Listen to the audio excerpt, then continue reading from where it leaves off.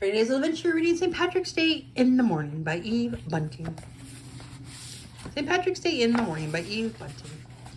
Jamie wakened early and remembered that it was St. Patrick's Day. He climbed carefully over his big brother Kevin and in his big brother Sheen.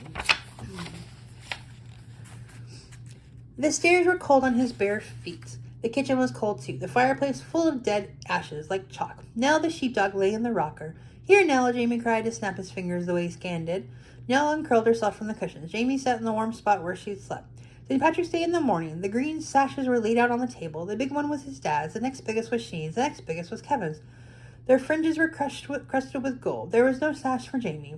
It's not fair, Nell, Jamie said. I want to walk on the parade too. They say I'm too small, that I couldn't go to the top of Acorn Hill. But what do they know? Jamie slid off the chair. His mother's raincoat hung behind the door. He put it on. He put on his dad's black hat and Sean's sash. He took Kevin's flute from the dresser. Come on, Nell, Jamie said.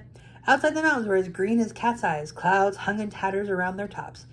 Head up, chest out, Jamie said. Follow me.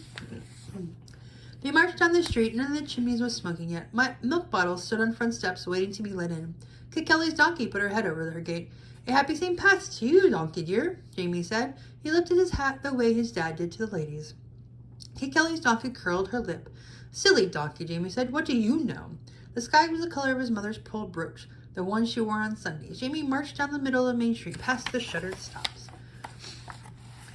Barney the baker was a white blur behind his window. There was a whiff of bread baking. Nell turned her head toward the smell and drooled. Come on, Nell, Jamie said. Hobble, the hen man trundled his wheelbarrow along the footpath. His eggs were piled in it, all brown and white.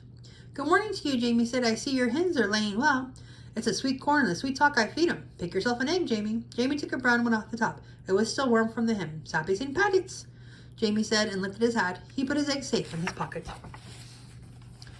Jamie and Nell walked under the arches that spanned the street. Jamie wet the end of the flute with spit like Kevin did. Then he blew on it, and oh, the sounds he made. He puffed his cheeks, his fingers danced across the wind holes.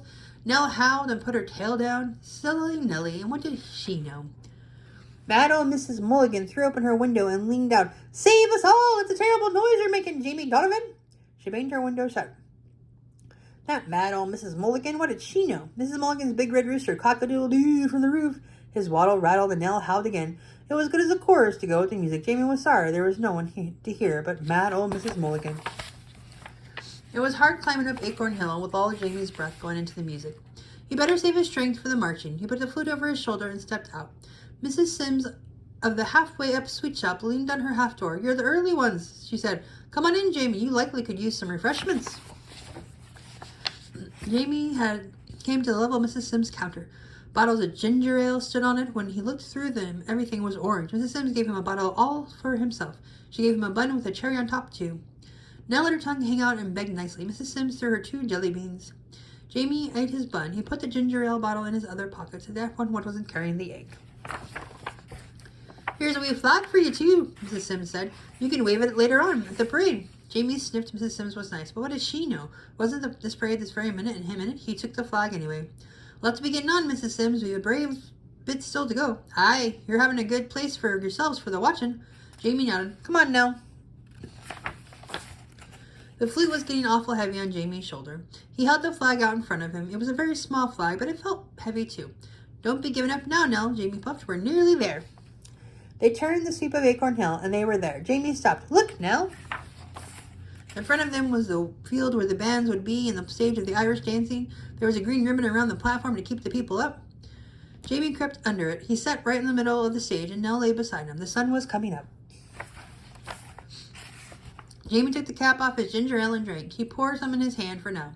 And all of them were saying I was too small, he said. What do they know? The sun jumped up like a firecracker from behind the mountain. Happy St. Pat's to you, son, Jamie shouted. The words made a great shimmer of sound in the emptiness. Jamie pushed Nell's head from his knees and stood up. The last drop of ginger ale was from the bottle. He stuck the green and yellow flag in it. Then he put the bottle right in the middle of the stage. See, he told Nell, that means we were here first. We did it no matter what they said.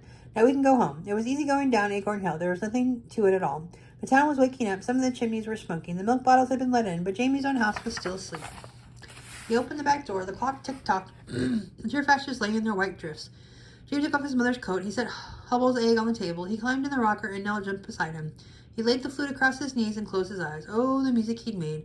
They'd not hear the likes of it all day. And wait till they saw the flag. The mystery of it, the wondering where there'd be. There were feet coming down the stairs, but his eyes were too heavy to lift and look. Oh, it's our Jamie. Kevin's voice was soft. Sound asleep, and with the sash and the flute and our dad's black hat. Are you sad now that you're not big enough to walk in the parade?